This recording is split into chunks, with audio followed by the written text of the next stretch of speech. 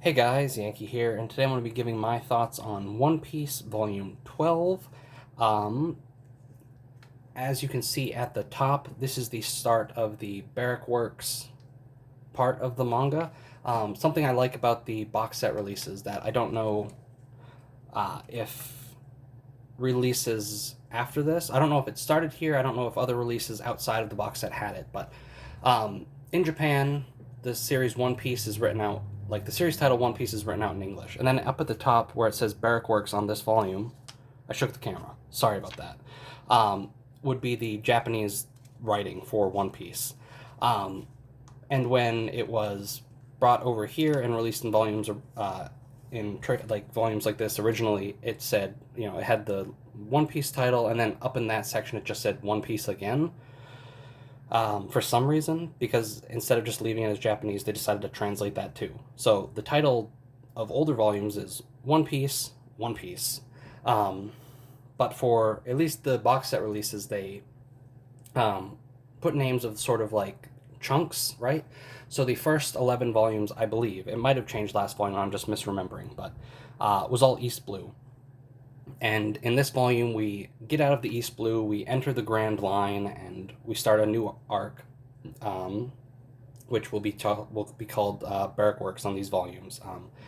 And I'll talk more about Barrack Works towards the end. So, this volume starts off where we left off in Logtown. Luffy almost died, but was saved by a bolt of lightning.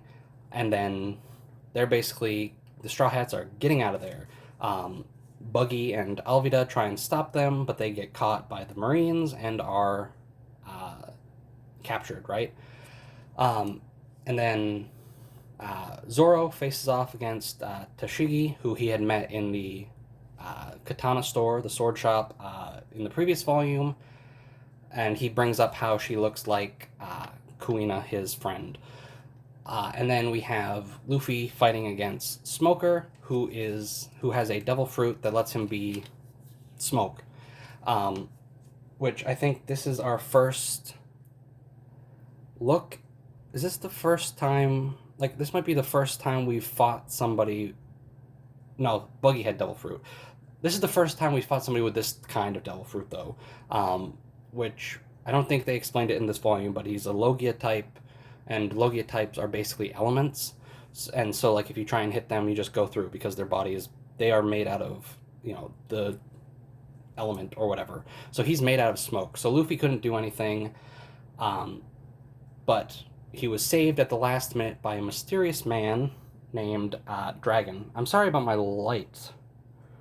It's not very good. I gotta fix that sometime. Anyway, he was saved by Dragon, who won't come up again for a long time. But yeah, we escape Logtown. Buggy and Alvida and stuff go free too, and we get like this little short part where basically everyone's getting ready to go to the Grand Line. Buggy and Alvida are going to the Grand Line. Smoker and Shiggy are going into the Grand Line, and then of course the Straw Hats are going into the Grand Line. My light is really bad; it's like flickering. So after that, we finish off Logtown, and then we are making our way to the entrance to the Grand Line, and we get like a bit of an explanation of how sort of the Grand Line, like how you get into it, and sort of how there's only one entrance to it, right? Let me move this. Let me try and fix this real quick. This looks not good. Uh, that's a bit better. Let's just hope it stops flickering. Anyway, so we get a bit of an explanation about how like the world works, right?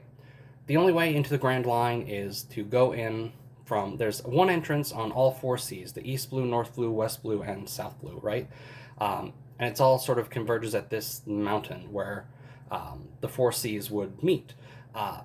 So there's an entrance at each one, and you can go up, and then it brings you into the Grand Line. And the reason you can't enter the Grand Line just normally is because the Grand Line is like a part of the ocean that goes all the way around the world, and on both sides of it are a piece of the ocean where there's just no wind, so boats can't travel through it, right? And there's also giant like monsters in that. And this is something I noticed. Again, I've read through a lot of this series before. I've seen the anime before, and most things call them Sea Kings, right? That's what I call them. That's what I'm familiar with. In the manga, they translate it to Neptunians. And I did a quick look, and from what I've seen, that seems to be what they were called in the 4Kids dub of the anime. So they just went with that for the manga. I don't know if they still use that. I don't know. It sounds kind of dumb. I'm just going to call them Sea Kings. So we get a bit of an explanation about that.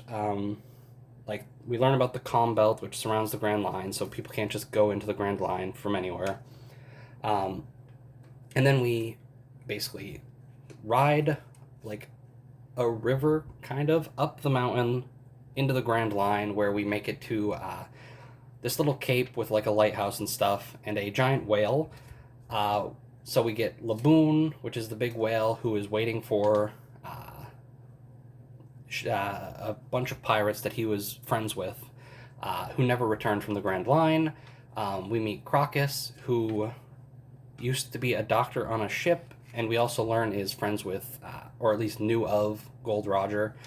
So yeah, we mess around there for a few chapters, right? We meet, what are the names? Miss Wednesday and Mr. Nine, who are, what is the word? Bounty hunters. They are bounty hunters in Barrack Works. So we meet them, and then we mess around with Laboon and Crocus, and then we eventually go to our first island on the Grand Line, Whiskey Peak. And there, the Straw Hats are met with, cheers and applause, and they're basically given a feast, which is all just a trick to basically get them, drunk and asleep and stuff like that, so they can collect all their treasures that they might have and bounties if they have them. And we get at the end, we get a battle with Zoro, who sort of explains what Barrack Works is to us, because it is basically a group of bounty hunters that work under their boss, who nobody knows what he looks like or who he actually is. Zoro at one point was approached by them and refused. And we get like this, we get a really good fight with Zoro where it's him versus 100 bounty hunters here at Whiskey Peak. I think this is he's been not out of commission, but he's been injured for a while. So we see him really getting a good fight in here against a lot of different kinds of enemies, and it's a lot of fun. And that's where the thing ends. That's where the volume ends. This is probably one of the better volumes I've read so far. Like, the series has been good. There's been good volumes. Last arc was really good. Like, Arlong Park was really good. But, like, it felt like we were really moving in this volume, right? We get the end of Loguetown, which I think was only a chapter. So, I don't know. I wish they'd just tacked that on to the end of the last volume and just wrapped it up there. But we get the end of Loguetown. We get all of the stuff with Crocus and Laboon. I didn't even mention the log pose. Basically, compasses don't work here, and the way you travel the Grand Line is each island has sort of like a magnetic field, and you wait on the island you get to until the log pose basically points at a new island, and then you go. So basically, once you pick a path, you're on that path until the end.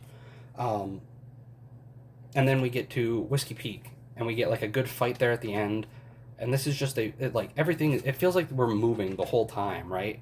And I don't know if we've had volume 1, I think, was like this, right? We had this Luffy sort of backstory in the first chapter, the stuff with Zoro, and then it ends with us getting to Orangetown. And then we might have had another volume somewhere in between where we went from basically 3 separate little arcs. But this one, it felt like a lot happened in this volume, right? Because we were constantly moving. We were hopping around. We went to a few different places. So yeah, also we learned what the name of the final island is in this volume. I believe this is where we learned it, right? Crocus tells them that the name of the final island on the Grand Line is Raftel. So that's something. This volume was really good. We got some lore, right? We got action. We got mysteries, basically. Like with Dragon, we don't know who that is, but he's apparently a big deal. This was a good volume. What do I got here? I don't even... Okay. SBS. There wasn't really much in it. The one thing that I sort of took away from this was a lot of people were asking about Buggy's power, and there was a point where somebody asked how many pieces Buggy can break himself into, and Oda said that if he breaks himself down too small, he might not be able to put himself back together. That's interesting. I guess that's about it, though. That's all that the SBS really did. It was just silly questions the whole time. And then we still got the Koby and Helmeppo cover story, which in this volume I found a bit hard to follow. There was one part like where it's Helmeppo and his father on the little raft, and Helmeppo seems to be confronting him, and then it's just Axe and Morgan on the raft. Helmeppo's gone, and then Helmeppo is now just with Koby and they're reunited. So I found it a bit hard to follow in a couple spots, but like I saw the anime episode, so I know what's going on, but I don't know if people just reading this would have been able to follow it so well. But yeah, this was a great volume. These last few volumes have all been really strong, and I'm looking forward to keeping reading. So that's going to do it for this video. I'll see you guys next time.